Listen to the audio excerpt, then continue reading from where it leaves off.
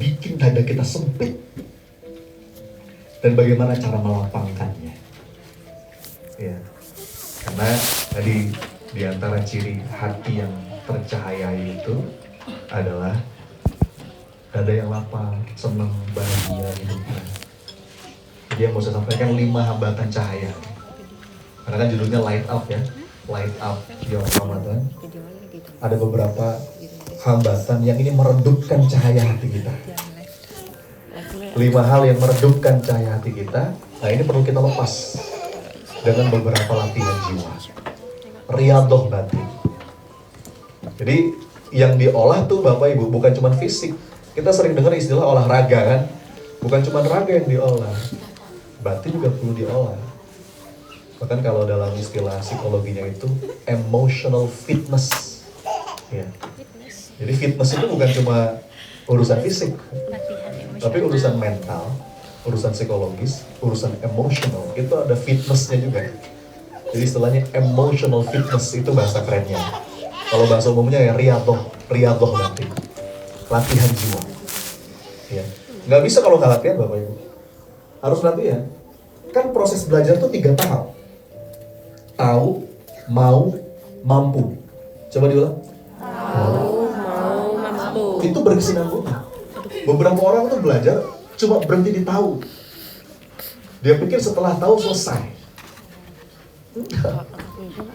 Tahu tuh baru tahap awal. Nih Bapak Ibu ikut majelis taklim, ikut private session seperti sekarang ini. Itu dari nggak tahu jadi tahu. Ya. Nanti level berikutnya bukan cuma tahu tapi mau. Bedanya apa? Kalau tahu itu masih di teori ya. Tapi kalau mau itu sudah menghujam ke dalam dada kita. Sudah jadi azab. Contoh, Bapak Ibu tahu sabar? Tahu sabar Bu? Tahu teori sabar tahu? Mau jadi orang sabar? Nah, mampu? Belum tentu. Belum tentu. Makanya abis tahu, mau, baru mampu. Nah, dari mau ke mampu itu cuma satu jalannya. Apa? Latihan. Jadi gak bisa Bapak Ibu nih habis ikut sesi ini berapa? 1 jam, 1,5 jam paling lama. Ya, kita ngomongin lapang dada. Pulang dari sini dada langsung lapang semua. Oh, hebat banget Ustaznya ya. Enggak, itu butuh latihan. Butuh latihan ya. Ada prosesnya. Anda jago main bola kalau sering latihan kan? Bapak Ibu jago main badminton kalau sering latihan. Nah, sama. Batin, kita juga butuh dilatih. Maka ada 5 latihan jiwa. Kita cari dulu hambatan-hambatannya apa, sebab-sebabnya apa yang bikin cahaya hati kita redup, lalu bagaimana latihan-latihan agar lapang lagi dada kita. Itu yang mau kita bahas. Boleh? Boleh ya? Kita bahas satu-satu. Siap nih? Siap. Yang pertama, sebab pertama yang bikin kita sempit dada, yang itu meredupkan cahaya hati kita. Apa itu Mas Soni? Ini yang pertama. Mensedihkan masa lalu. Coba diulang Bapak Ibu. Saya itu kalau beberapa penekanan, saya akan minta Anda ulang. Ini ada maksudnya. Kalau dalam teori komunikasi itu sesuatu yang Anda ulang, itu berarti penekanan. Mudah-mudahan jadi ingat, nempel, ngebekas di hati, ke bawah pulang.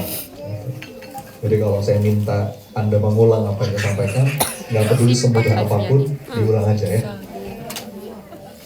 1 Bapak Ibu, sebab redupnya cahaya hati, sempitnya dada adalah meratapi masa lalu. Apa? Coba diulang. Meratapi masa lalu.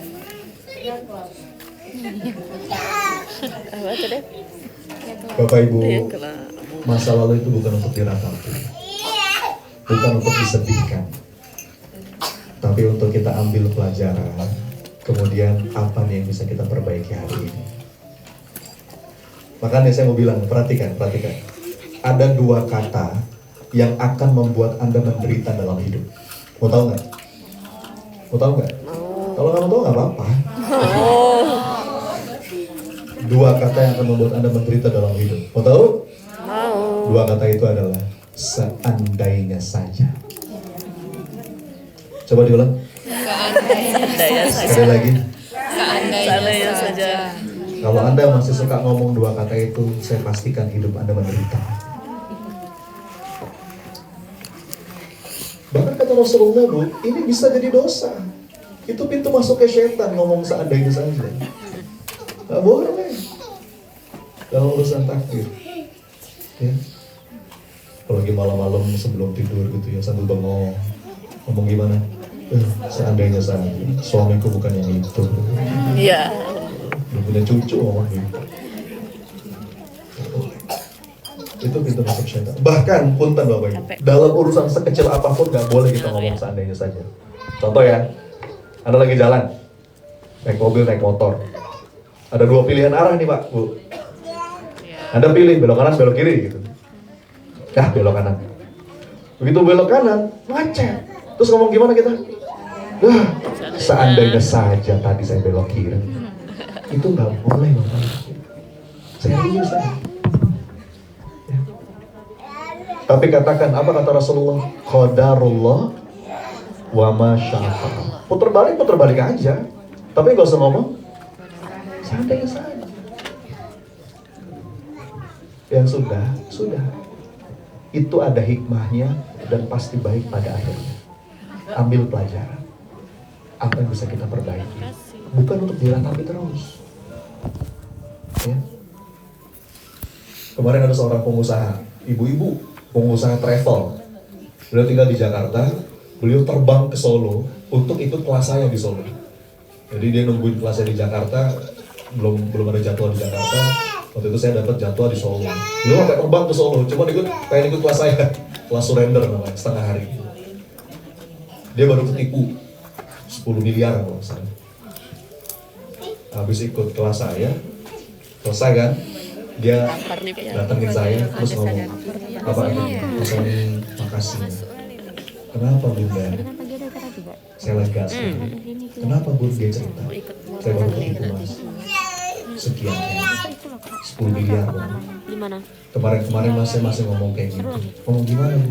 Seandainya saja saya nggak ketemu sama orang itu, seandainya saya nggak percaya sama dia, seandainya saya nggak transfer ke dia, seandainya saya udah kan?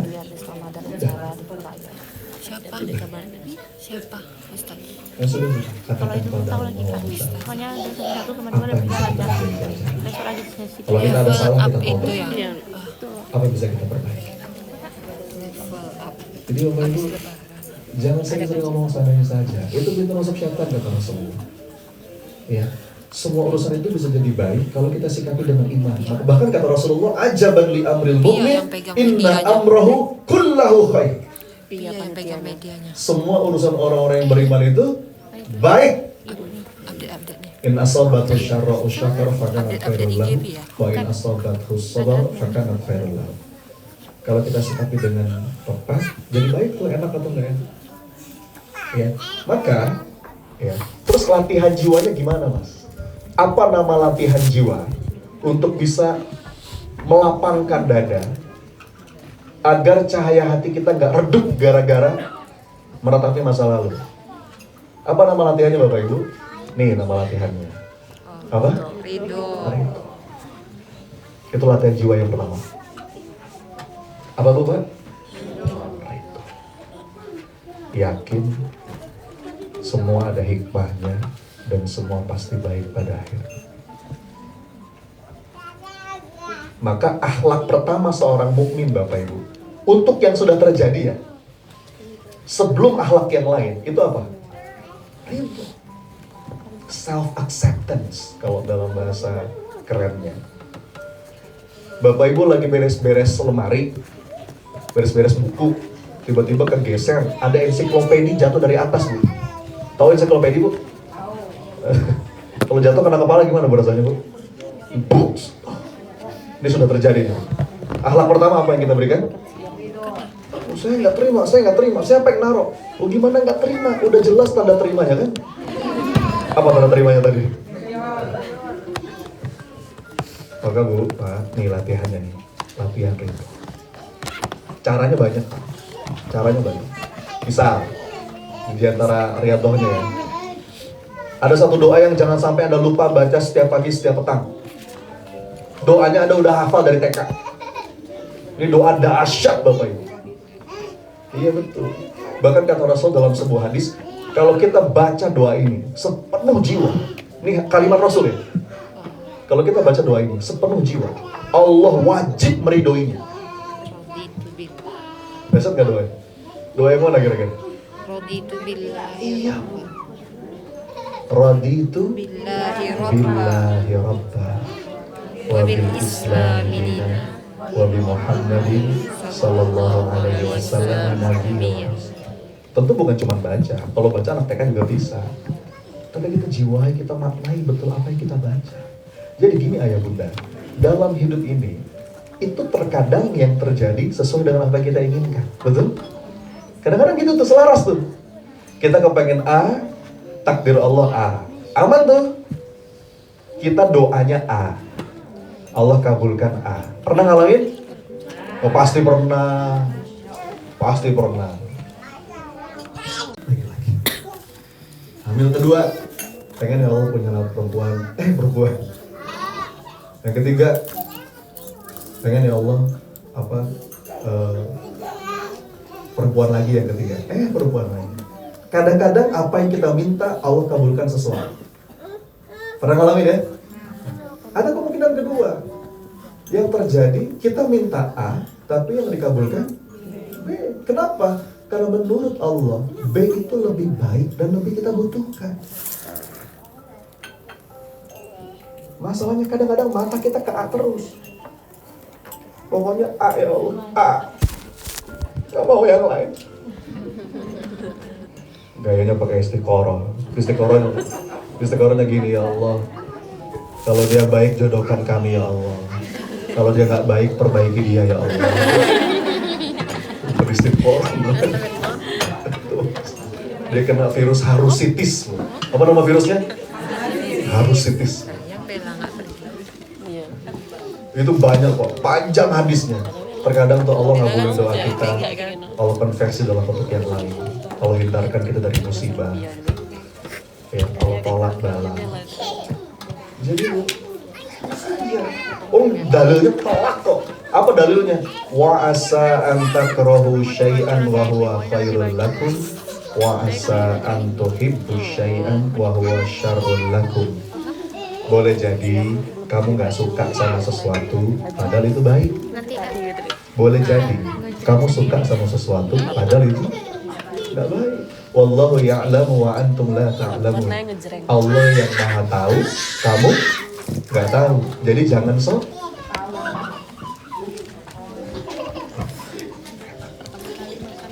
Makanya nih ya, orang-orang itu tuh prinsip hidupnya begini. Perhatikan kalimatnya. Hadiah terindah adalah apa yang saat ini aku miliki. Dan takdir terindah adalah apa yang saat ini aku jalani. Coba diulang. Hadiah terindah adalah apa yang saat ini aku miliki. Takdir terindah adalah apa yang saat ini aku jalani. Bahkan Bapak Ibu, saya berani ngomong. Ini bukan kata saya, ini kata para ulama. Apa kata para ulama? Para ulama menyampaikan Bapak Ibu, ibadah hati yang ridho itu terkadang Allah bobot lebih berat daripada sholat malam. Bahkan daripada ibadah-ibadah sunnah apapun. Coba saya mau nanya, sebutin ibadah-ibadah sunnah yang paling top apa? Sholat malam, apa lagi? Hah? Puasa, dan Kamis, puasa Daud gitu ya. Apa lagi? Umroh sunnah kan? Banyak. Kata para ulama, Allah itu membobot lebih berat ibadah hati yang ridho dibandingkan ibadah sunnah apapun. Maksudnya begini, ini kata para ulama Bapak Ibu, ada loh hamba-hamba Allah yang mungkin secara zahir tuh dia gak kelihatan soleh-soleh amat Pak. Ini standar lah gitu. Biasa. Yang wajib dia pegang, pasti itu. Tapi yang lain ya biasa lah gitu. Tapi ternyata hamba itu punya kedudukan mulia di sisi Allah. Lantaran apa? Punya ridho. Enggak jauh dari keluh kesah. senyum. Ya. Makanya kan diantara wajah penghuni surga tuh enak dilihat. Gampang aja Bu, enak dilihat. Bangun tidur alhamdulillahilladzi ahyana ba'da ma amatana wa ilaihi. Mungkin masalah masih ada, utang masih banyak, tapi dia jalan. Ya, saya kasih lagi dalil yang lain. Bapak Ibu, saya mau menyampaikan bahwa ini perkara besar, bukan perkara kecil. Allah itu ketika menyapa hambanya yang banyak dosa, Allah masih lembut. Yang paling terkenal di Quran surat Az-Zumar, sebagian kita hafal mungkin. Apa kata Allah? Qul ya ibadiyalladzina asrafu ala anfusihim la taqnatu min rahmatillah. Apa artinya? Wahai hamba-hambaku yang melampaui batas. Lihat Bu, ini yang dipanggil siapa? Hamba-hamba yang melampaui batas. Artinya apa? Udah offside. Offside ini Pak. Udah gede dosanya Pak, bukan cuma dosa kecil ini. Sampai disebut melampaui batas. Tapi apa? Kata Allah, la taqnatu min rahmatillah. Jangan putus asa dari rahmat Allah. Innallaha yaghfiru dzunuba jami'ah. Allah mengampuni kok semua dosa. Innahu huwal ghafurur rahim. Itu mau dikasih kayak harapan Pak. Kayak dengan lembut dipanggil, sini Bali. Aku mengampuni dosamu. Segede apapun, ampunanku lebih luas dari dosamu. Ayo sini kembali. Jangan putus asa. Karena kita nggak boleh putus asa. Ya, la tayassu min rauhillah, innahu la yayassu min rauhillah illal qaumul kafir. Jadi ketika Allah menyapa hamba yang banyak dosa, lembut. Masih dipanggil hamba, wahai hamba-hambaku. Tapi ketika Allah menyapa hambanya yang gak ridho, perhatikan kalimatnya. Ini hadis qudsi. Apa kata Allah? Malam yashkur ala na'mai walam yasbir ala balai walam yardo bi qadai falyakhruj min tahtis samai wal yatlub robban siwai. Apa artinya? Katakan kepada mereka yang tidak tahu syukur atas nikmatku, tidak mau sabar atas bala dariku, tidak ridho atas takdir ketetapanku, keluar dari kolong langitku cari Tuhan selain aku.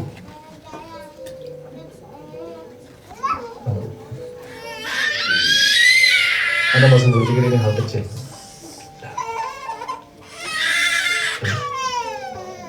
Saya tuh serius Bapak Ibu. Saya tuh kalau ya mungkin ada gitu ya di sekitar kita, mungkin ibadahnya masih minimalis lah gitu.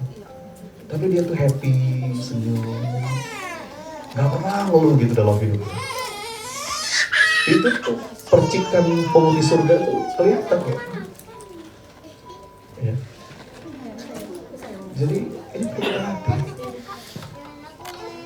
Raditu billahi rabba wa bil islami dinan wa li Muhammadin sallallahu alaihi wasallam nabiyya wa rasul. Pagi petang kita baca itu Pak, jangan putus. Apalagi kita baca itu pas lagi apa? Keadaan mungkin gak sesuai dengan harapan kita. Kayak doanya Rasulullah di Taif tuh. Fa illam takun alayya ghadabun fala ubali lakal utbah hatta tardo. Itu doa keren banget itu. Itu doa Rasulullah baca Bapak Ibu lagi sedih-sedihnya. Kehilangan Ibunda Khadijah. Sampai kata para ulama itu tahun kesedihan. Kehilangan pamannya dalam keadaan belum beriman. Di Taif Rasulullah itu dilempari batu berdarah-darah Pak, dihinakan sama manusia. Mana saya baru pulang dari Taif. Dan cerita ini sampai nangis saya sama para jamaah. Tapi dalam keadaan begitu, ini di puncak luka batin Bapak Ibu. Tapi apa kata Rasulullah? Fa illam takun alayya ghadabun fala ubali lakal utbah hatta tardo. Terjemahan bebas itu begini. Ya Allah, monggo ya Allah.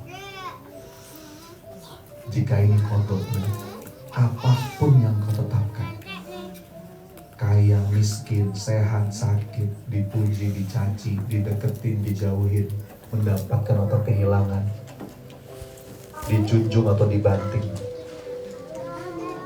aku gak apa-apa ya Rob, asal satu aja. Apa? Asal kau maafin aku. Asal engkau ridho kepadamu, maka aku pun ridho. Kalau kata guru saya, Son, kalau kamu punya kondisi batin kayak begini, kamu akan jadi manusia segala musim, man for all season. Mau musim panas, musim dingin, musim hujan, bebas ya Allah. Nasib hidupku kuserahkan padamu, asal dengan ini kau ridho padaku, maka aku sedih. Tugas kita melakukan yang terbaik yang bisa kita lakukan, tapi semua itu terbingkai dengan keberserahan. Itu yang pertama. Yang pertama apa? Sebab sempitkan dada, meratapi masa lalu. Latihan jiwanya apa? Ridho. Saya lanjutin dulu ya. Yang kedua sekarang. Nah ini pasangan nih. Ini pasangan. Apa yang kedua? Sebab sempitnya dada, sebab redupnya cahaya hati kita. Yang kedua adalah, sebentar ini saya lewat aja. Nah yang kedua. Apa Bu? Pak? Mencemaskan masa depan. Coba dibaca. Apa? Mencemaskan masa depan. Yang kenceng mana suaranya? Mencemaskan masa depan. Ini pasangan ini. Yang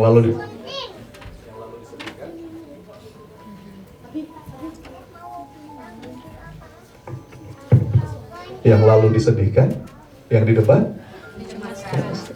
Makanya kalau Anda pengen tahu definisi kebahagiaan dalam Quran, sederhana Bapak Ibu. Apa? La khaufun alaihim wa lahum yahzanun. Apa artinya? Bahagia itu menurut Quran, yang di depan dia nggak takut Pak, dia nggak banyak cemas, yang di belakang dia nggak banyak sedih. Ya. Dia menemukan emosi positif dalam setiap keadaan. Jadi orang yang sempit dadanya tuh cemas, nanti gimana ya anak-anak rezeki. Ya. Saya jadi ingat di salah satu sesi pelatihan ada seorang bapak murung aja, murung. Iya. Saya lagi ngisi pelatihan, dia murung aja. Saya pikir dia nggak menikmati pelatihan gitu ya. Terus waktu saya break, saya deketin kan, Pak, Bapak tuh kenapa sih? Oh kayaknya lagi enak badan apa gimana? Kayak lagi banyak pikiran. Iya Mas, kenapa Pak? Ini Mas, saya tuh lagi pusing. Kenapa Pak? 5 tahun lagi saya pensiun. Berapa tahun lagi Pak? 5.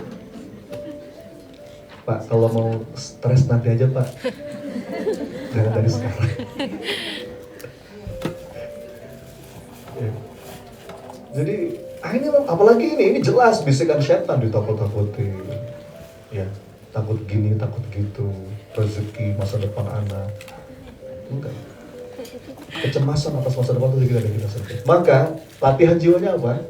Latihan jiwa untuk bisa mencahayai hati kita. Tawakal. Coba dibaca apa? Tawakal. Menitipkan segala hal apa-apa yang memang di luar jangkauan kita.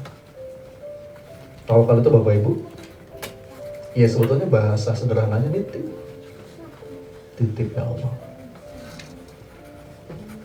Titip ya Allah. Apa-apa yang di luar jangkauan kita. Ya. Tugas kita hanya fokus pada apa yang dalam kendali kita, itu yang dihisab sama Allah. Yang di luar kendali kita, itu kita serahkan kepada Allah. Bapak Ibu. Dan bahkan, kata para ulama, komposisi dari lapang dada itu adalah iman dan tawakal. Ada doanya tuh. Washrah suduraha bifaidil imani bik wajamili tawakkulli alaik. Ya Allah, lapangkan dadaku. Dengan apa? Dengan iman yang melimpah dan tawakal yang indah. Lebih kuat lagi, dalil Quran, surat Al-Mulk ayat 29. Qul huwa rahmanu aman nabihi wa alaihi tawakkalna. Jadi iman dan tawakal itu Pak, ini komposisi lapang dada. Ada tuh nasyidnya kan? Lapangkanlah dada kami dengan karunia iman dan indahnya tawakal padamu. Jadi ternyata lapang dada itu ada iman, ada tawakal, berserah. Ini gandengan Pak, kita nggak mungkin bisa berserah sebelum kita percaya, betul nggak? Saya mau nanya, Bapak Ibu Anda kalau mau nitip barang, itu nitip barangnya sama siapa? Hah? Sama yang percaya, betul kan? Saya sering kasih analogi begini. Anak saya nomor 1. Itu kalau setiap kali saya ajak jalan, Pak, kita kan biasa ya Pak ya, keluarga punya waktu quality time. Sebulan sekali, sebulan 2 kali, ya sekedar makan di mana gitu, atau main kemana, refreshing lah, healing lah gitu. Anak saya yang pertama itu, setiap kali saya ajak jalan, saya kan nanya, mau kemana bulan ini, mau jalan kemana? Jawaban dia apa? Ngikut Abi aja, terserah Abi. Lo lihat, kalimat itu kan diucapkan berdasarkan apa? Kepercayaan, betul nggak? Dia percaya, pokoknya kalau Abinya yang ngajak, pasti dibawa ke tempat yang terbaik. Ngikut terserah Abi aja. Sudah paham ya? Agak berbeda dengan konsep terserahnya perempuan yang ditanya mau makan apa. Itu memang rumit Pak. Makan apa sayang? Terserah. Toprak yuk, kacang. Udah soto Betawi, santan. Semua apa? Terserah. Bagus. Jadi ini bareng Bapak Ibu. Dan berserah itu bukan pasif, ini upaya aktif. Tawakal itu upaya aktif. Coba saya mau nanya, doa apa yang ada kata-kata tawakalnya? Yang sering Anda baca? Bismillahi tawakaltu ala Allah. Saya mau nanya, Anda baca doa itu, habis itu melangkah atau tidur? Melangkah. Itu logiknya sangat jelas. Tawakal itu bergerak aktif, tapi dalam batin yang damai. Ya, aktif, bukan pasif. Ada bagian kita sempurnakan ikhtiar kita, tapi yang di luar jangkauan kita serahkan kepada Allah. Nitip ya Allah, tenang, nitip. Ya, saya ambil handphone bentar Bu. Enggak, saya mau kasih analogi soalnya. Bu, titip handphone boleh Bu? Ibu siapa Bu? Ibu Fani, titip handphone ya Bu. Ini iPhone 14 Bu. Kasih ya Bu Fani ya. Saya mau nanya sesuatu sama Bu Fani. Ini Pak, ini analogi yang penting. Bu Fani, saya mau nanya ya. Kira-kira handphone yang saya titip sama Ibu dijaga tidak? Saya baru kenal Bu Fani hari ini Pak. Tapi saya nitip handphone, dijaga sama beliau. Pertanyaan besarnya, bagaimana mungkin kita menitipkan sesuatu kepada Allah dan Allah tak menjaga? Tak mungkin. Tak mungkin. Semantap itu wajib. Kalau saya percaya sama Bu Fani, hati saya gimana? Tenang. Kenapa saya tenang? Karena saya percaya Bu Fani pasti jaga handphone saya. Kalaupun Pak, misalkan nggak sengaja, pasti nggak sengaja. Handphone saya jatuh, pecah, keseram air panas, error. Saya yakin Bu Fani pasti ganti. Iya kan Bu? Oh begini Bu. Jangan-jangan dibeliin iPhone 15 ya. Yang lebih baik. Relax. Titik. Jadi ini penting. Makanya kalau kata Syekh Natailah dalam Wairuka anka la takum bihi li nafsik. Istirahat jiwamu, damaikan pikiranmu. Jangan mikirin sesuatu yang bukan bagianmu. Gitu. Kecuali kecemasan itu dalam urusan akhirat. Makanya kalau kata kalimat bagus dari Sayyidina Utsman bin Affan, beliau bilang begini, Hammud dunya zulmatun fil qalbi wa hammul akhirah nurun fil qalbi. Apa artinya? Kecemasan dalam urusan akhirat, kecemasan dalam urusan dunia itu tanda gelapnya hati. Tapi kalau kecemasan dalam urusan akhirat itu cahaya bagi hati. Kecemasan yang bagus itu dalam urusan akhirat. Contoh, ya Allah, dosaku masih banyak, ya Allah, amal masih receh. Itu malah bagus. Itu akan mendorong Anda pada produktivitas dalam amal soleh. Tapi kebanyakan dari kita itu cemasnya untuk hal yang nggak semestinya kita cemaskan. Ya. Jadi apapun yang di luar jangkauan kita, tenang, titip ya Allah. Ada doanya.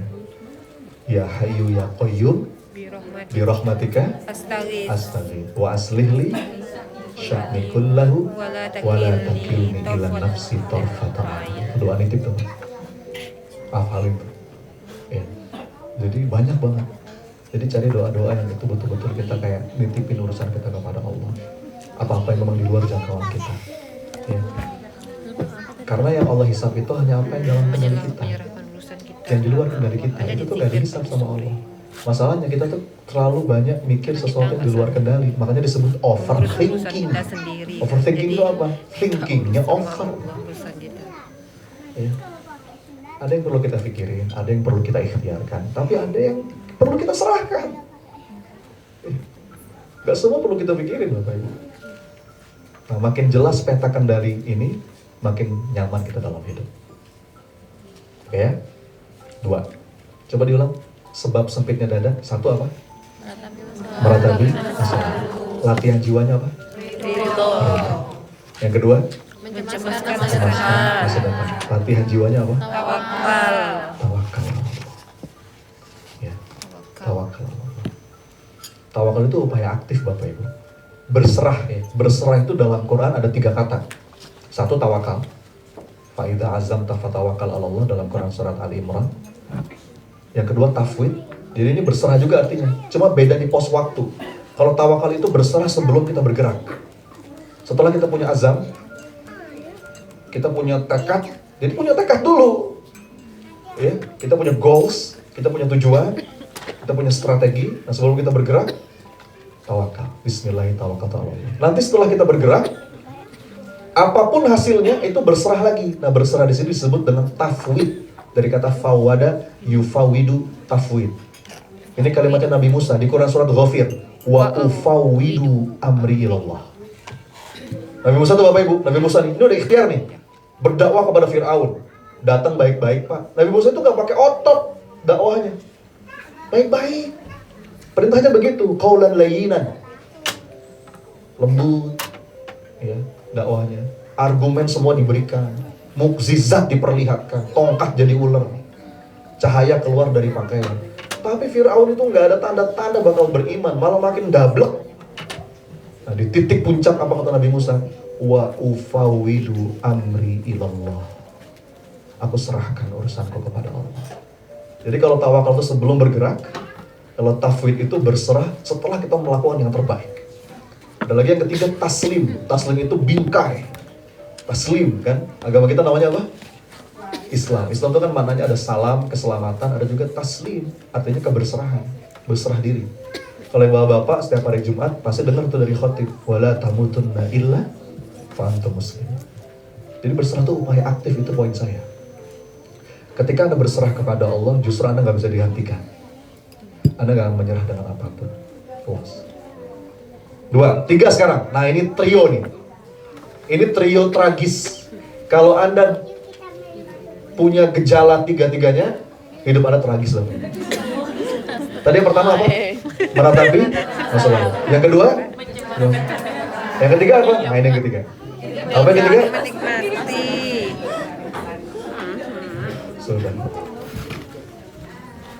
Yang lalu disedihkan. Yang depan cemas. Yang hari ini maunya apa?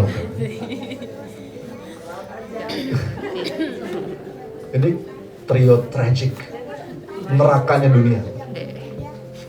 Ya. Sibuk dengan apa-apa yang belum ada. Yang ada tuh gak kelihatan. Oh, baik. Ya kalau ini harusnya tahu ya. Berarti kalau untuk sebab yang ketiga ini, kira-kira latihan jiwanya apa?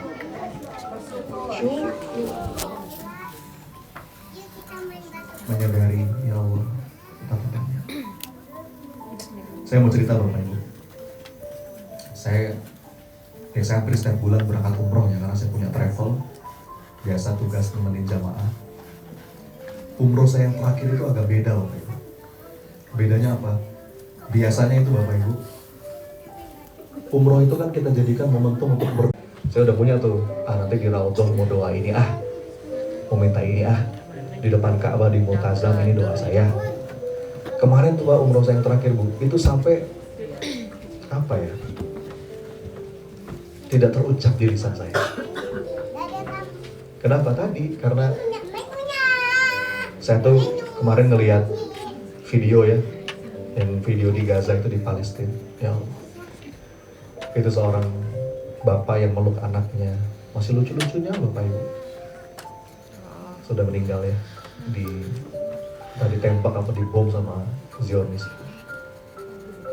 Tapi wajah bapaknya nangis, tapi terbersit ada rasa ridho di situ. Terus dia bilang, "Nak, ketemu lagi di surga ya." Saya tuh kemarin di Raudhah tuh saya sampai bingung, ya Allah, saya mau minta apa lagi. Yang pertama, saya bisa lihat anak-anak saya. Saya masih bisa meluk anak saya. Ya. Saya peluk, dibalas pelukan. Ya. Badannya masih hangat, masih bernafas. Kalau saya pulang, Abi.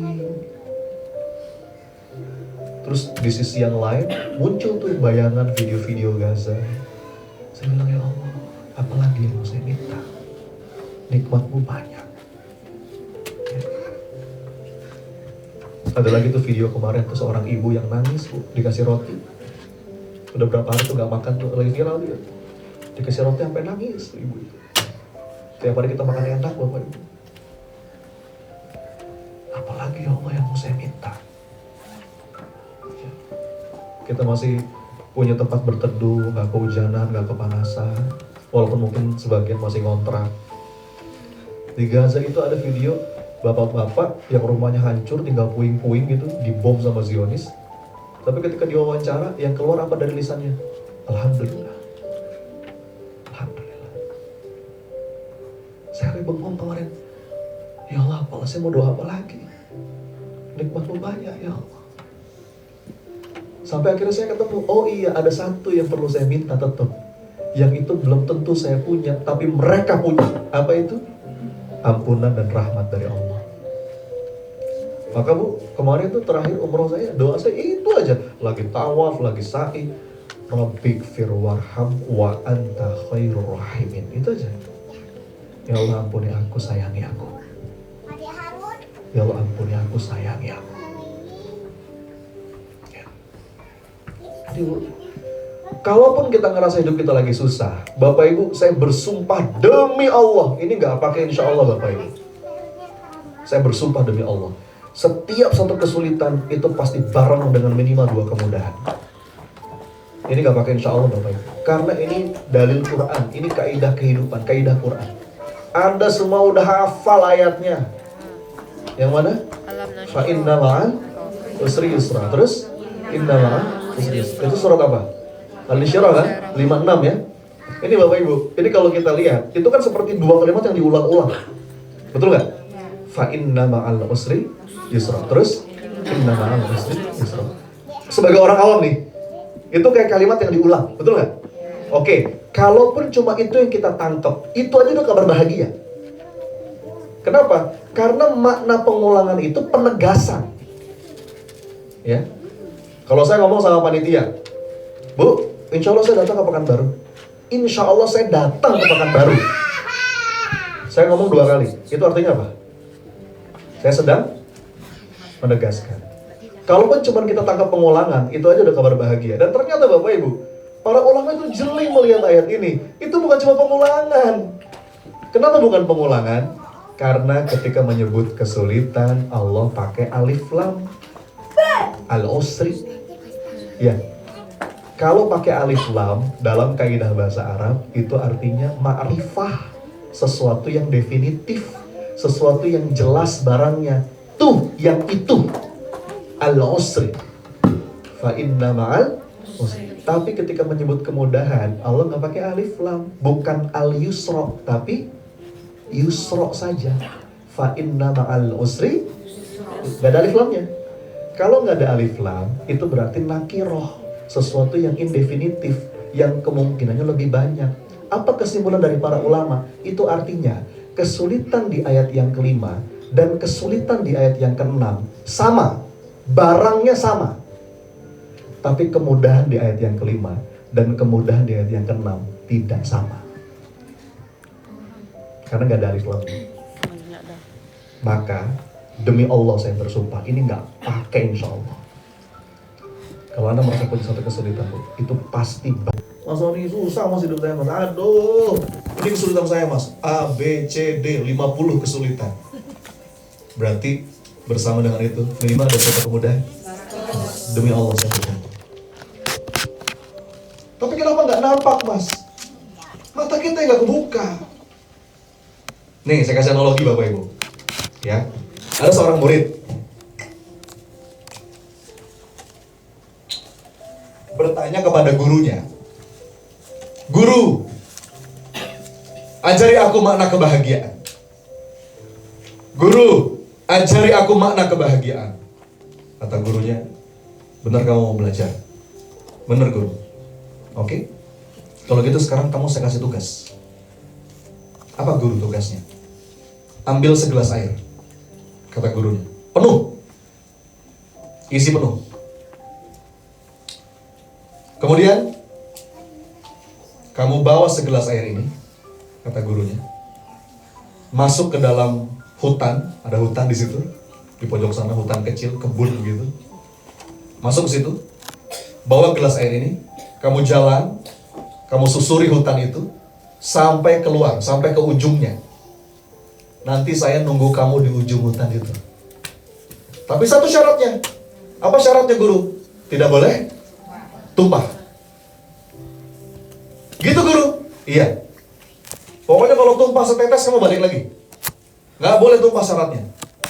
"Gitu aja guru?" "Iya." "Baik guru, saya lakukan." Demi dapat ilmu dari gurunya. Akhirnya Bapak Ibu, si murid ini bawa segelas air penuh, masuk ke dalam hutan. Tadi syaratnya apa Bu? Jadi supaya nggak tumpah gimana cara bawanya? Pelan-pelan kan? Diminum sama anak. Nggak tumpah habis. Matanya kemana matanya? Kemana matanya Pak? Gelas. Selangkah. Terus dia susuri kebun dan hutan itu, sampai akhirnya dia berhasil ke ujung hutan. Udah nunggu gurunya di ujung itu. Apa kata muridnya? "Guru, berhasil guru." "Lihat guru, nggak ada yang tumpah." "Berhasil guru." "Bagus," kata gurunya. Kemudian muridnya menagih ilmu dari gurunya. "Kalau gitu guru, apa hubungannya tugas tadi dengan makna kebahagiaan?" Gurunya merespon dengan sebuah pertanyaan. "Sekarang saya mau nanya sama kamu. Apa guru? Keindahan apa yang kamu temukan dalam hutan tadi?" Apa Bu jawaban muridnya? Kamu boleh tahu apa? Padahal Bapak Ibu ketika diajak balik lagi sama gurunya, "Ayo sekarang kamu ikut saya." Ternyata di jalan yang tadi dia susuri, itu di pojok sebelah kiri ada danau indah Bapak Ibu. Di pojok sebelah kanan itu ada kebun-kebun bunga. Wah, bagus. Tapi dia nggak lihat itu. Kenapa dia nggak lihat?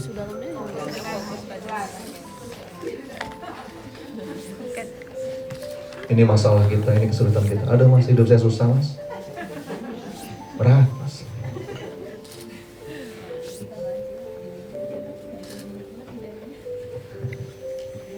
Come on. Bapak Ibu, saya mau cerita, ini jarang saya ceritain. Jadi saya tuh berkali-kali kena COVID Bapak Ibu. Ya. Saya termasuk yang langganan kena COVID ya. Karena saya termasuk yang nggak membatasi kegiatan. Saya kan trainer ya, setiap pekan itu naik pesawat kesana kemari. Beberapa kali saya kayaknya hampir semua jenis COVID pernah kena kayaknya Pak. Omikron apalagi. Saya pernah di Wisma Atlet, pulang dari Turki, landing Omikron, masuk Wisma Atlet lagi. Ada lagi Delta. Tapi yang belakangan nggak terlalu terasa, cuma kayak flu biasa. Yang agak parah ketika pertama kali, gelombang pertama. Saya termasuk yang paling awal kena COVID di lingkungan saya lah. Ya, waktu itu masih takutan, masih diem-diem gitu ya. Oh itu demam 8 hari Bapak Ibu, nggak turun-turun. Saya nanya sama teman saya yang lain paling 4 hari, terus 8 hari nggak turun-turun. Pakai paracetamol paling top itu nggak turun. Setiap minggu di swab, ya, masih karantina mandiri. Oh saya masih ingat banget, mahal banget waktu itu swab tuh. Masih 1 juta itu sekali colok. Dan hasilnya masih lama gitu, beberapa hari kemudian. Setiap pekan di swab Bapak Ibu, dicek kan itunya CT-nya tuh, mau nggak ada perbaikan kok, kayaknya malah makin parah gitu. Setelah sebulan, dokter bilang, teman saya komunikasi via WhatsApp, Mas Sony kayaknya harus di scan paru-paru. Ya.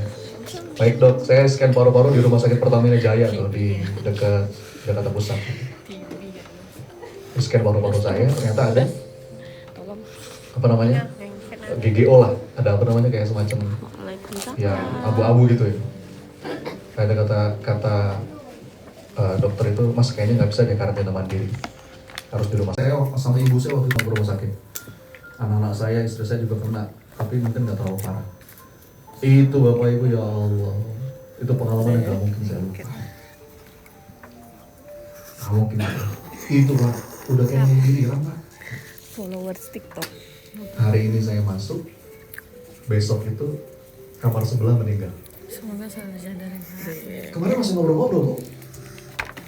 Live IG lah. Dan bukan cuma orang-orang tua, yang seumuran saya, banyak juga. Ya.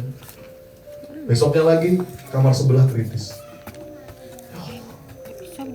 Itu saya merasa deket banget. Bapak Ibu, saya mau nanya ya, coba Anda bayangkan dalam keadaan seperti itu, apa kira-kira doa saya? Apa doa saya? Minta kaya? Nah, minta mobil? Jalan-jalan ke luar negeri? Masih belum Saya bisa bersyukur istiqomah. bahwa pada saat itu yang lain murah. Murah. Satu yang saya minta, apa? Ya Allah, mudah-mudahan Engkau masih kasih hamba kesempatan melihat anak-anak hamba lagi, memperbaiki amal soleh, menembus dosa. Masih banyak dosa ya. Makanya kalau buat saya Bapak Ibu, ini udah saya kerja. Saya mohon maaf ya Pak, insya Allah saya tuh gak perlu kebanyakan syarat untuk bisa menemukan rasa syukur. Saya kadang-kadang lihat anak saya main, itu bisa nangis. Itu udah surga buat saya. Makasih ya Allah. Makasih ya Allah. Rasain nafas. Makasih ya Allah.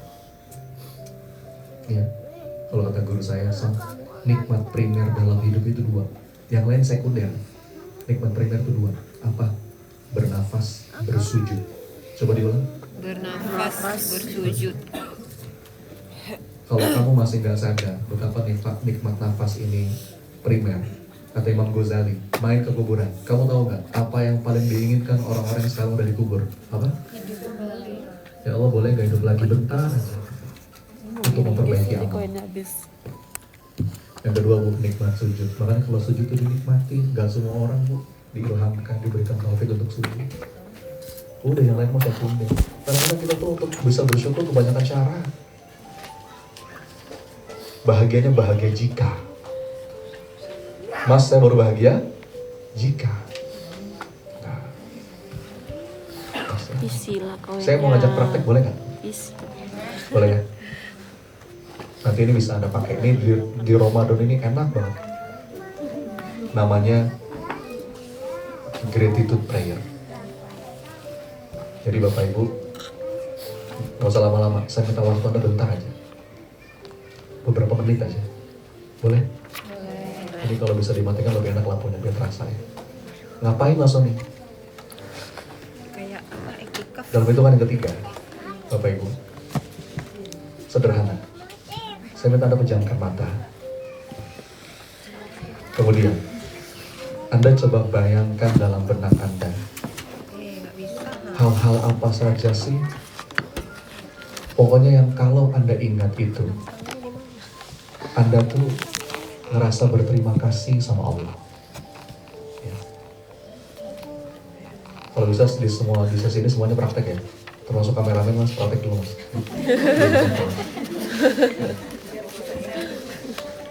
Saya nggak tahu perlu kisah hidup Anda. Tapi kalau misalkan saya, Mas Sony bayangin apa? Tadi saya bayangin wajah anak-anak saya. Bapak Ibu, pokoknya hal-hal apa sih yang kalau Anda ingat itu Anda tuh ngerasa makasih ya Allah. Mungkin ada yang pernah sembuh dari sakit, ada yang pernah Allah kasih kesempatan ngelihat Ka'bah. Ya, suatu hari ada kenangan indah, putar lagi video itu dalam benak Anda.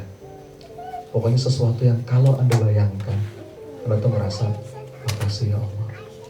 Boleh Bapak Ibu? Boleh. Yuk, kita mulai ya. Duduk yang rileks aja Pak, boleh bersandar. Nah ini bisa dipraktekkan nanti setiap kali habis sholat, ketika tahajud. 1, 2, 3.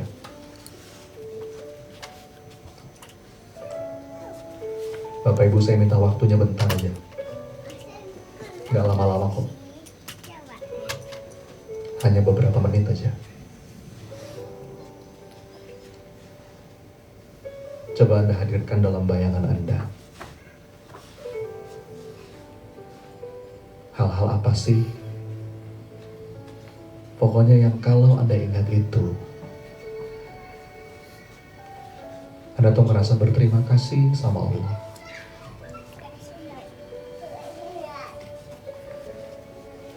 Makasih ya Allah. Alhamdulillah.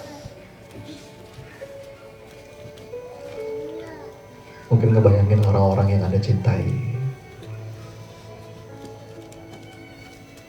Masih bisa dengar suara tawa mereka. Mereka masih bercanda. Kita dengar. Masih bisa dengar suara azan. Makasih ya Allah. Masih Allah kasih sehat. Bapak Ibu saya nggak tahu kisah hidup Anda. Tapi yang saya yakin banyak banget nikmat yang sudah Allah kasih.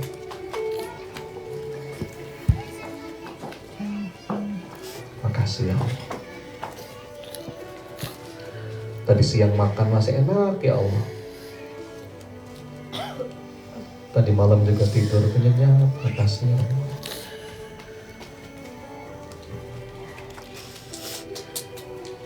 Maafkan hamba ya Rabb yang masih suka ngeluh, yang masih sering komplain. Hamba hanya fokus dengan sesuatu yang mungkin hamba anggap itu sebuah kesulitan. Tapi padahal ya Allah, bersama dengan itu Engkau pun ngasih nikmat yang lain.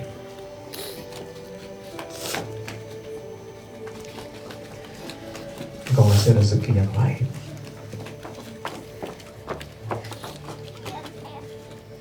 Makasih ya Allah. Jadikanlah ya Allah kami ini hamba-hamba-Mu yang peka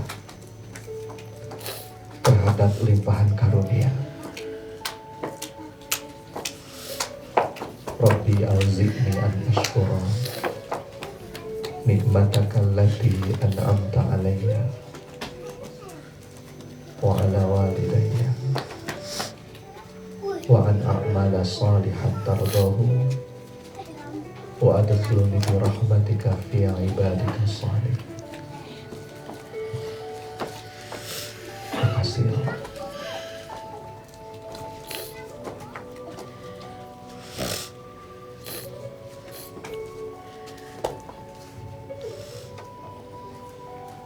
Saya nggak tahu kisah hidup Anda Bapak Ibu, tapi coba Anda hadirkan dalam benak Anda sebuah peristiwa, video kenangan indah. Pokoknya yang kalau Anda ingat itu, Anda tuh ngerasa ya Allah makasih ya Allah.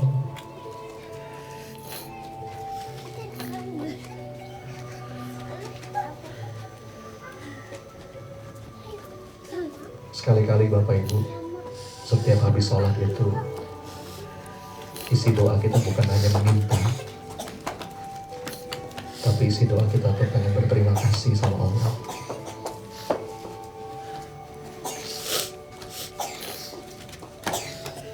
Bahkan afdalul doa, alhamdulillah, kata Rasulullah, sebaik-baiknya doa itu adalah alhamdulillah.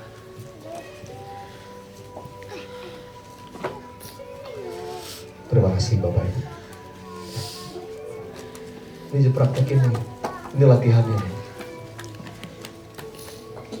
Nanti ambil jeda sejenak, selesai sholat, menjelang buka puasa, ketika tahajud, duduk aja di atas sajadah, sambungin hati kita sama Allah. Bukan untuk minta apapun kecuali pertanyaan mengucapkan terima kasih ya Allah. Maafin hamba ya Rabbi yang mungkin selama ini seakan-akan gak tahu diri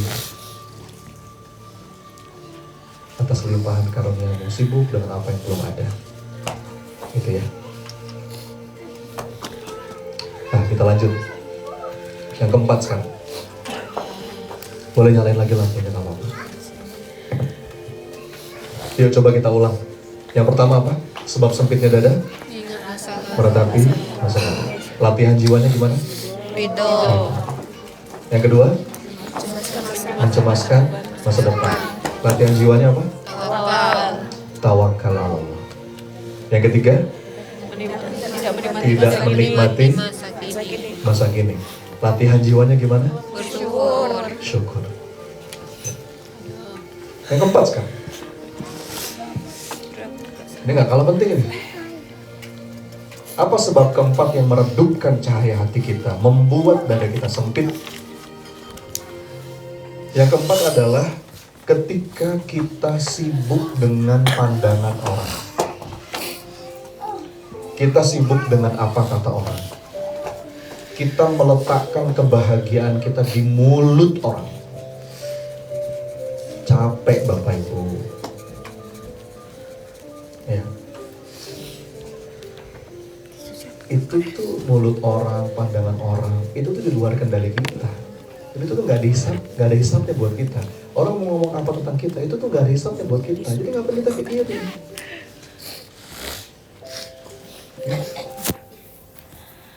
Naik. Bahkan kalau kata Sayyidina Ali, sebenarnya kita nggak perlu menjelaskan tentang diri kita kepada siapapun.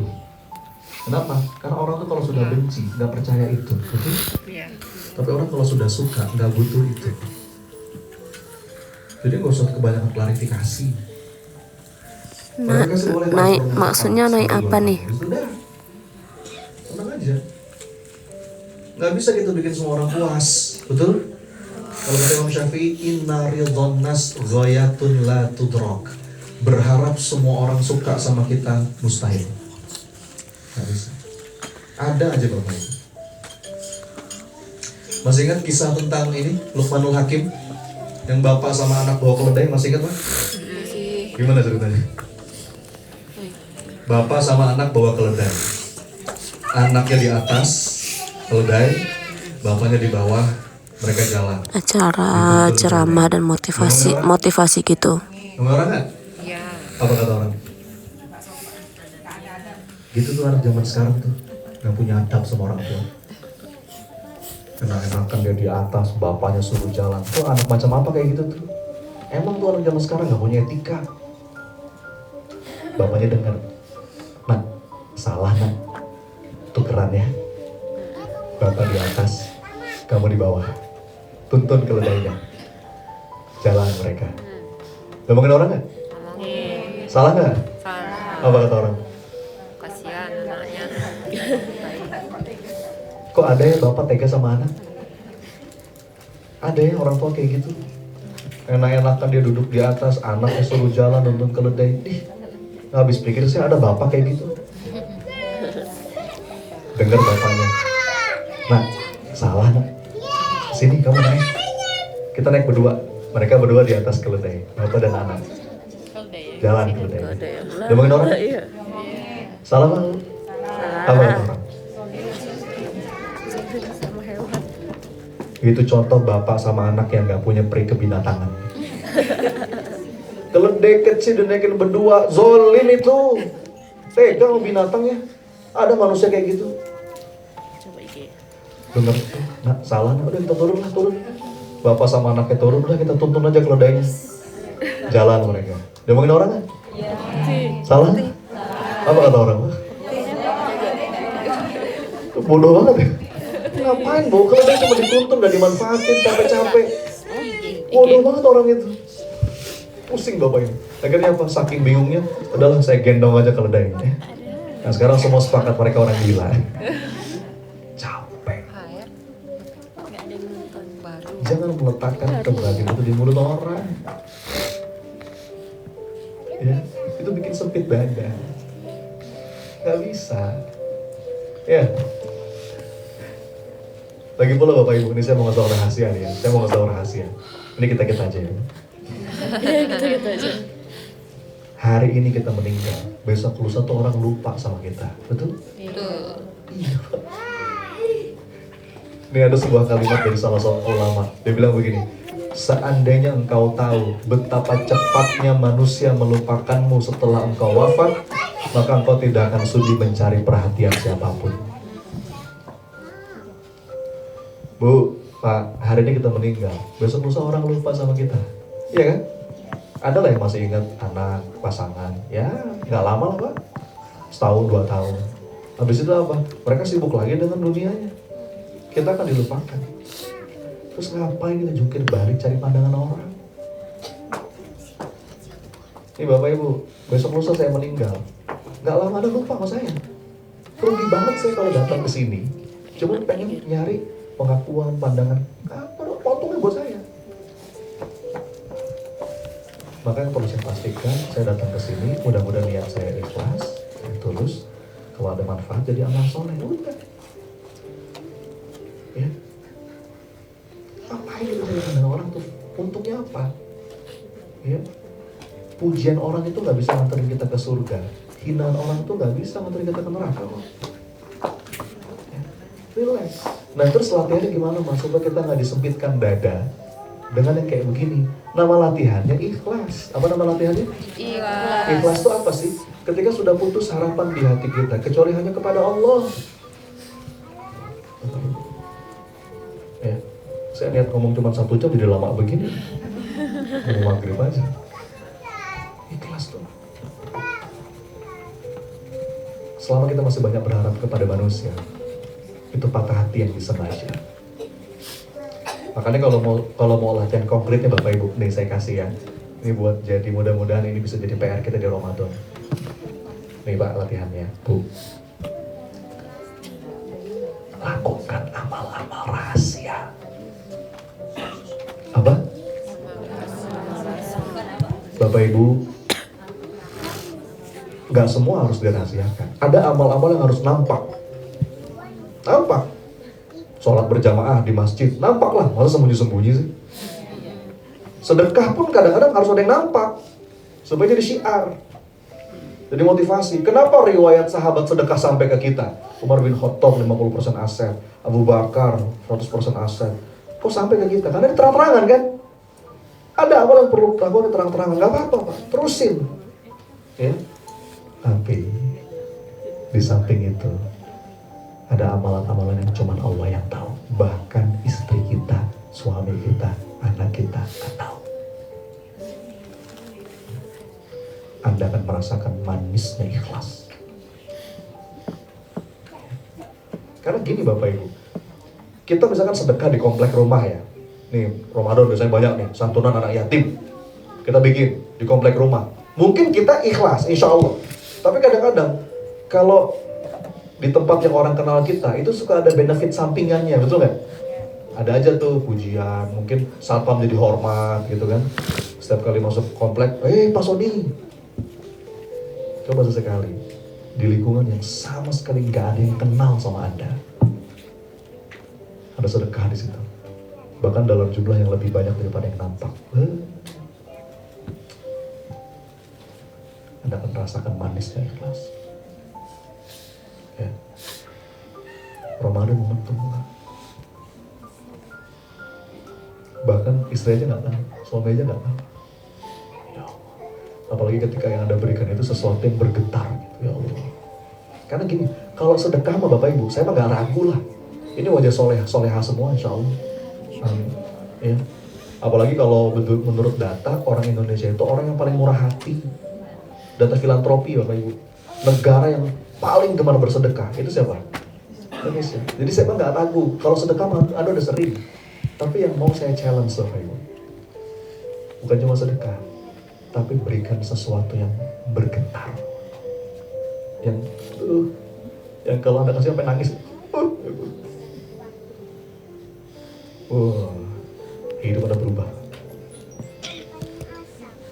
Cari saya. Ya. cuma sekali seumur hidup. Lan tanalul birra hatta tunfiqu mimma tuhibbun. Ini latihannya supaya kita nggak terjebak dengan pujian, pengakuan, ya, nggak dipusingkan dengan apa kata orang. Anda tahu nggak? Menurut seorang profesor namanya Rory O'Connor, sebab yang paling membuat orang itu menderita dalam hidupnya itu ternyata bukan persoalan ekonomi, bukan persoalan kesehatan, bukan. Tahu nggak apa? Ini kata para pakar. Yang paling bikin orang itu menderita adalah ketika dia terlalu sibuk memikirkan apa yang orang lain pikirkan tentang dirinya. Namanya social perfectionism. Social perfectionism. Masalahnya sekarang kita hidup di zaman medsos, Bapak Ibu. Ya, yang seakan semua pengen ditampakkan, seakan pengen nyari exposure. Sekarang itu pokoknya asal FYP. Segala cara ditempuh. FYP. Nah, makanya lu, mahal asli. Ya. Ini latihan. Agendain kalau perlu. Apa ya? Amal rahasia saya. Ya, itu akan merasakan manisnya, melapangkan, mencahayai hati. Oke? Itu yang keempat. Terakhir. Yang kelima, coba diulang lagi supaya kebungkus lah, supaya hafal. Satu apa? Meratapi masa lalu. Latihannya apa? Ridho. Yang kedua, mencemaskan masa depan. Latihannya apa? Tawakal. Yang ketiga, tidak menikmati masa kini. Latihannya apa?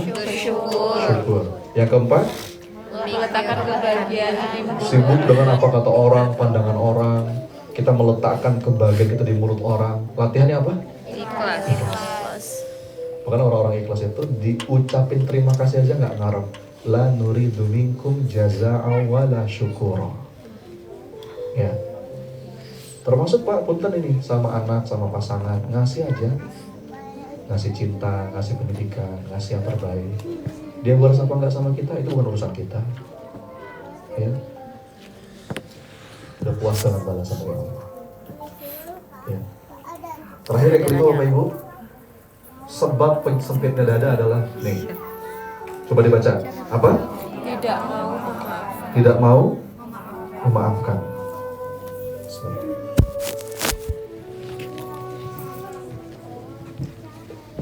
Nah, apalagi ini momentum Ramadan Bapak Ibu.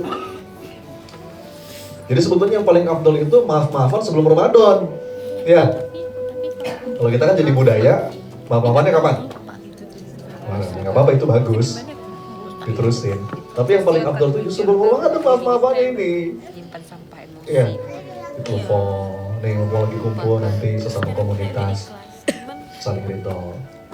Ya, karena itu yang bikin dada kita sempit. Dada kita sempit. Dan penawarnya ya memang perbanyak istighfar, karena sadar bahwa kita juga butuh dimaafin sama Allah. Kalau kita sadar kita butuh dimaafin sama Allah, kita akan mudah kok maafin orang. Dan istighfar itu akan mencahayai hati kita. Light up your Ramadan, itu judul kita hari ini kan? Maka cahayai hati kita dengan 5 hal.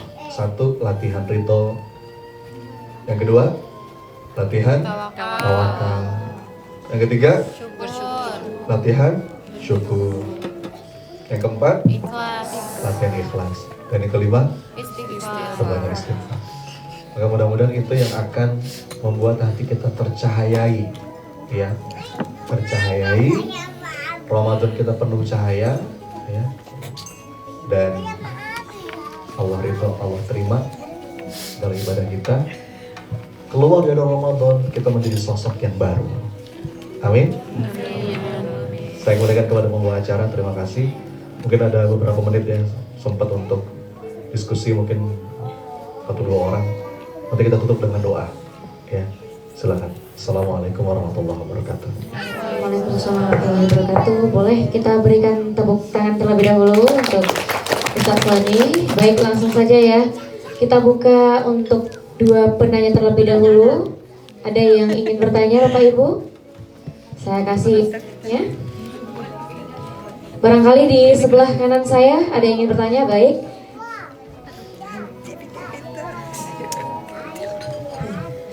Assalamualaikum warahmatullahi wabarakatuh.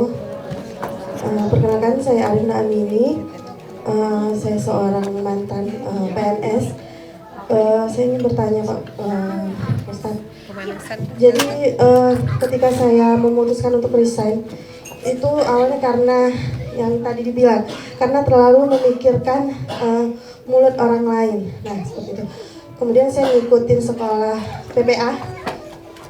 Terus saya amalkan dan itu luar biasa, langsung terkabul. Cuman setelah terkabul itu Allah mengujinya dengan yang benar-benar bak gitu loh. Jadi ketika udah iman itu naik, terus tiba-tiba Allah uji, langsung down lagi. Itu gimana caranya supaya ketika kita diuji itu Pak Ustadz, biar kita tetap tetap fight, tetap berjuang untuk mempertahankan level iman kita itu. Sekian dari saya. Assalamualaikum warahmatullahi wabarakatuh. Baik, itu tadi pertanyaan dari Ibu ini. Ustadz, barangkali boleh langsung dijawab Ustadz, nanti baru kita kasih pertanyaan lagi. Tampung dulu, baik. Boleh di sebelah kiri saya ada yang ingin bertanya? Bapak Ibu boleh diangkat tangannya. Ada? Baik. Iya, Baik, tidak ada ya? Pas ya. Oh baik, sini. Assalamualaikum warahmatullahi wabarakatuh. Pertanyaannya, bagaimana cara memaafkan di mana hati itu sangat kuat, sangat tersakiti. Bagaimana caranya? Assalamualaikum warahmatullahi wabarakatuh. Waalaikumsalam warahmatullahi wabarakatuh. Terima kasih. Bagus-bagus pertanyaannya. Saya jawab singkat ya, cepat efektif. Yang pertama tadi pertanyaan dari ibu itu pertanyaan yang paling banyak ditanyakan. Kan intinya tuh kan pertanyaannya begini, bagaimana cara kita bisa istiqomah, gitu kan Bu? Ya, istiqomah itu ada rumusnya. Nah, supaya gampang diingat nih Bapak Ibu. Rumus istiqomah supaya kita punya energi untuk bisa mempertahankan level iman tadi kalau kata ibu itu. Rumus istiqomah itu rumusnya teman. Coba diulang, apa? Teman. M-nya 2. Teman. Nah, itu singkatan. Tapi bisa juga kita artikan dalam arti yang sebenarnya, artinya butuh teman. Tapi teman itu singkatan. Yang pertama itu TE, betul ya? TE itu apa? TE itu tekad, tujuan, yang itu menyentuh sisi emosi kita. Jadi Bapak Ibu, kita akan punya energi lebih untuk mempertahankan level iman, untuk istiqomah, untuk terus berubah di jalan kebaikan. Kalau tujuan kita tuh bukan cuma rasional, tapi emosional. Ya. Tujuan rasional tuh nggak cukup. Contoh, kira-kira ada orang misalkan ada orang perokok, terus dia pengen berhenti merokok, tapi dia belum bisa berhenti merokok. Secara rasio, secara intelektual, secara kognitif, dia tahu nggak kalau rokok itu nggak bagus? Tahu kan? Tapi susah untuk berhenti. Kenapa? Karena baru sampai sini, ya, belum sampai sini. Nah, suatu hari ini kisah imajiner ya, kisah imajiner. Si perokok ini punya anak, kemudian anaknya tuh batuk parah. Beberapa hari, beberapa minggu sampai dibawa ke dokter. Terus kata dokternya ngomong kayak gini, Pak, Bapak merokok ya? Kata bapaknya, tapi saya nggak pernah ngerokok depan anak dok. Ya saya nggak tahu Pak, tapi ini ada kemungkinan kena paru-parunya.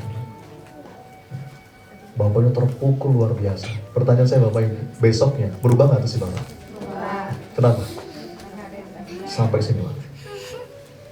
Ya, dan lebih istiqomah insya Allah. Jadi milikilah Bu, tujuan yang itu emosional. Apa tujuan kita hijrah? Bukan cuma rasional. Kenapa Quran itu menggambarkan surga begitu indah, neraka itu naudzubillah begitu mengerikan. Bagi orang beriman itu menyentuh hati. Kayak saya ngomong sama anak-anak Bu. Ini contoh ya, dalam interaksi saya sama anak-anak saya, kita belajar dalam parenting. Kita nggak bisa cuma ngasih tahu anak secara kognitif, nah kamu sholat, kalau nggak sholat masuk neraka, kalau kamu nggak masuk surga. Itu sampai sini. Bagaimana caranya menanamkan satu tujuan itu yang menghujam ke dalam jiwa. Ada caranya. Ya, kalau saya biasanya Bapak Ibu sekalian, kalau saya mau ngasih sesuatu value atau nasihat kepada anak, saya ajak anak-anak saya main. Sampai dia seneng Pak.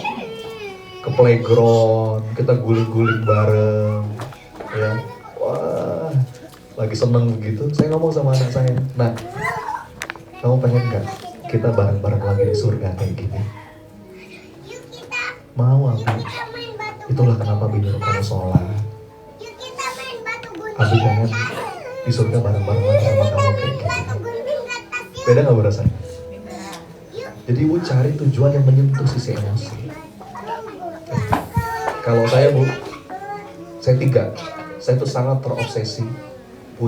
Saya punya tujuan tuh 3. Saya pengen gimana supaya jantung saya udah berhenti tapi amal soleh kita masih ngalir. Ada nggak peluang untuk itu? Ada kan? Kata Rasulullah 3. Apa aja? 1, sedekah jariah ya, wakaf. Yang kedua, doa anak-anak soleh. Dan yang ketiga, Ilmu yang bermanfaat. itu emosional buat saya. Karena saya tuh pengen banget, ya Allah gimana ya, saya tuh jantung saya pengen berhenti. Jantung saya berhenti tapi masih bisa ngalir. Saya kayak gini-gini nih. Kenapa saya semangat kalau diundang? Saya tuh berharap itu.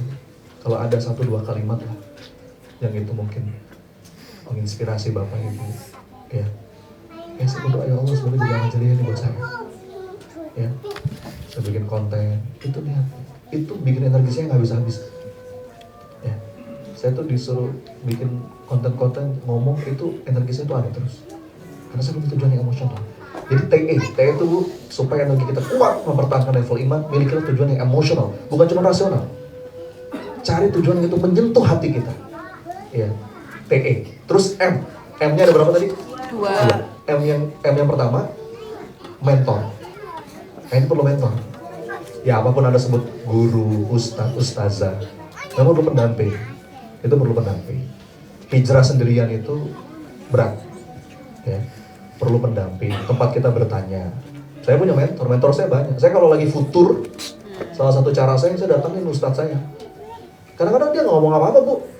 Datang lihat wajahnya, udah langsung kecas saya. Saya tuh gitu kalau lagi futur nih, iman lagi. Saya datangin ustadz saya. Paling nggak duduk di majelisnya, ketemu cium tangan. Itu ngecas banget. Jadi mentor tuh penting. M yang kedua, model.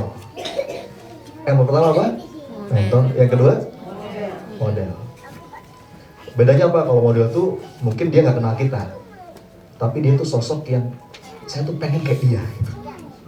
Inspiratif, inspirator. Mungkin yang paling ideal ya Rasulullah, para sahabat, tapi ada yang dekat. Yang dekat.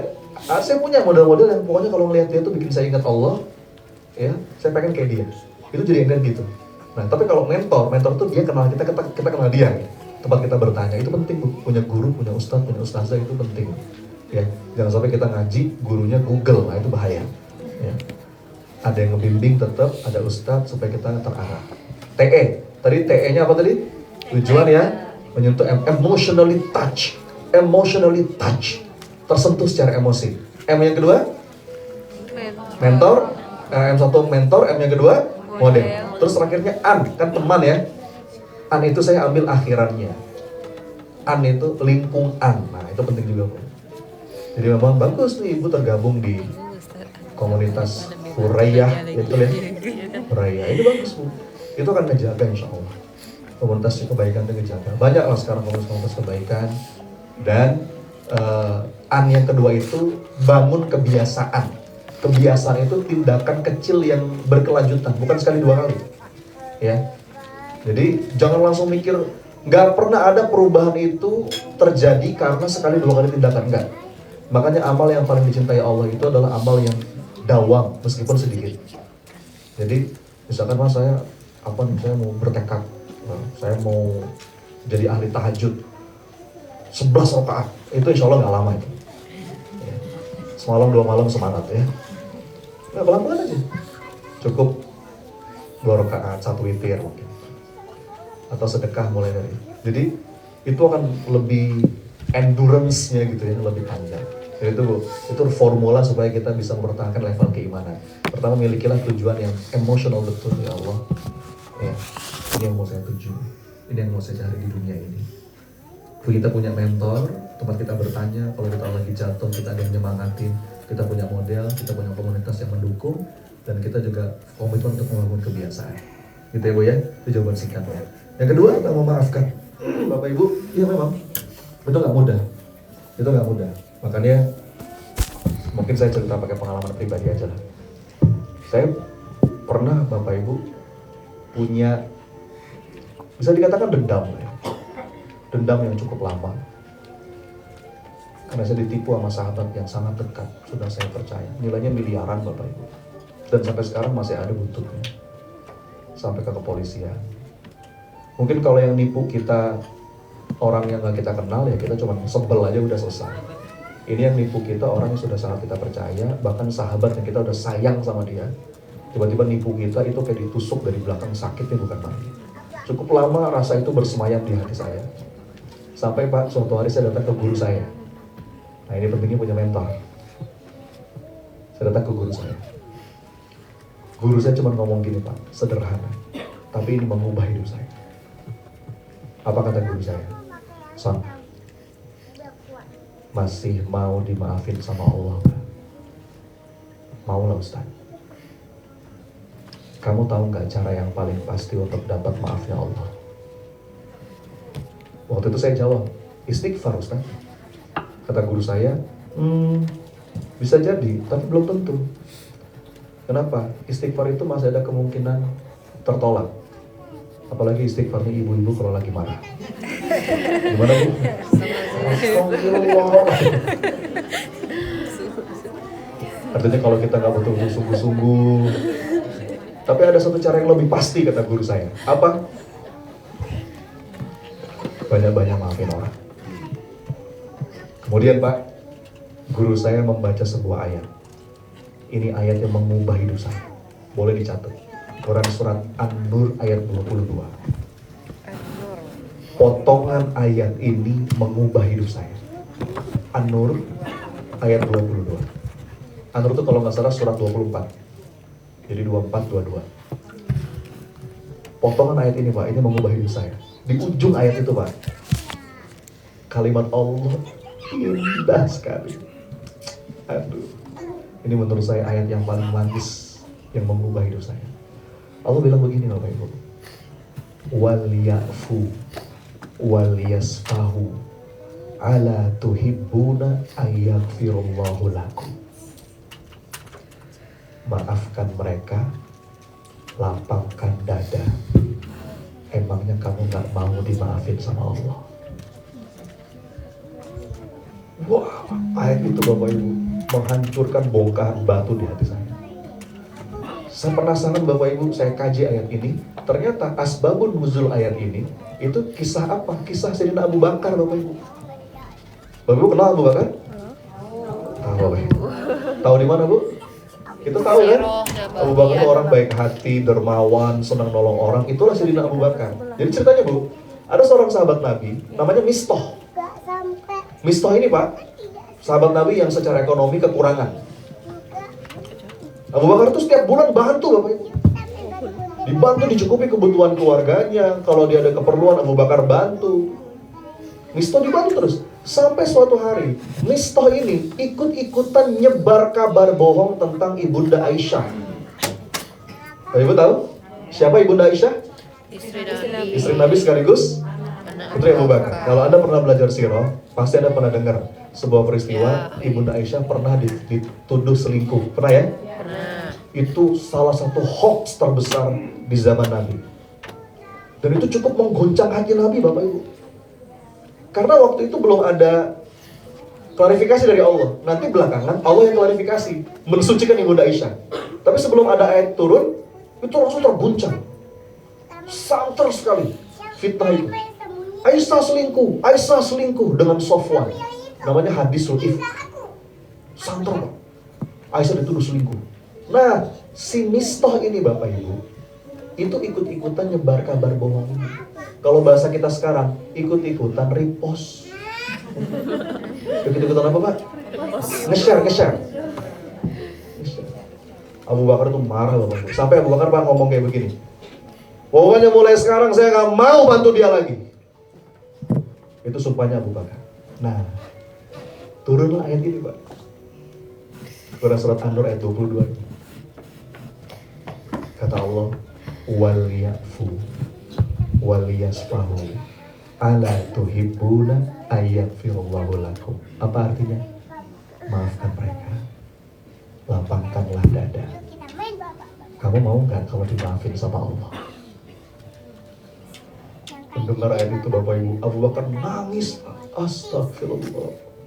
Ya Allah, aku pengen kau maafin ya Allah. Maka ya Allah, aku maafkan dia. Bapak Ibu, semua itu kalau dikembalikan kepada Allah benar-benar lebih ringan. Jadi kita itu memaafkan orang mungkin bukan karena dia layak dimaafkan, tapi karena kita butuh dimaafin sama Allah. Kalau kita ingat dosa, ya Allah dosaku banyak. Kalau terasa sakit, mudah-mudahan sakit ini jadi wasilah kau maafin aku. Ya. Saya punya nenek Bapak Ibu, umur 94 tahun, tinggal di Manggarai. Gak ada pikun Pak. Gak ada pikun. Energik, secara fisik sehat. Ya. Ingat semua nama anak, nama keponakan, nama cucu. Kemarin waktu lebaran saya tanya, Oma, apa rahasianya Oma? Bisa kayak Oma kayak gini nih, sehat, ya. Insya Allah panjang umurnya barokah, banyak sedekah, banyak ibadah. Bagi dong Oma rahasianya. Oh dia jawab apa? Kata dia gini, apa ya Son? Oma juga bingung nih. Tapi ada satu Son yang berusaha Oma jaga. Apa kata dia? Oma itu Son, insya Allah gak pernah punya kesel, gak pernah punya sebel lama-lama sama orang. Apalagi dendam. Oma itu Son, kalau lagi kesel sama anak, tahu nggak apa yang Oma lakukan? Oma peluk anak Oma dan Oma bilang sama Allah, ya Allah, hamba ridho air susu hamba diminum sama dia. Bah. Habis itu Son, Oma ceria lagi. Oma nggak pernah Son, insya Allah punya kesel, punya sebel sama orang lama-lama. Dia ngomong gitu, melongok saya, ya Allah. Ya. Jadi, tapi beberapa orang itu senangnya nyimpen memang. Ya. Masa nih, setiap detail perkataan dia nggak akan saya lupa seumur hidup. Saya ingat betul bagaimana mimik wajahnya saat dia ngomong gitu Mas. Dia ngomong gitu sebelum azan asar Mas. Pada tanggal. Bapak Ibu, nih mata kita, tahu mata ya? Mata kita kalau ada benda asing gimana rasanya? Nggak enak ya, lama-lama bisa infeksi, sama termasuk tubuh kita. Kalau ada benda asing gitu kan. Makanya diceritakan kata para ulama nanti orang-orang yang sudah dapat kabar bahagia, dapat info masuk surga, tapi sebelum masuk surga sama Allah diminta dulu untuk saling maafkan. Jadi gitu Pak, ya latihan. Tapi prinsipnya gitu, prinsipnya tuh kita akan mudah kok maafin orang kalau kita berharap dimaafin sama Allah. Dan semua gak ketuker kok. Kita berbuat baik, orang berbuat buruk sama kita, itu bukan masalah kita. Itu masalah dia sama Allah nanti. Masalah kita juga sama Allah. Itu ya, mudah-mudahan menjawab. Tutup dengan doa ya. Baik, Bapak Ibu sudah mau maghrib. Oh, sudah maghrib? Belum kan? Bukan baru nih, bukan Jakarta ya. Kita doain dari hati, istighfar 3 kali. Astagfirullah.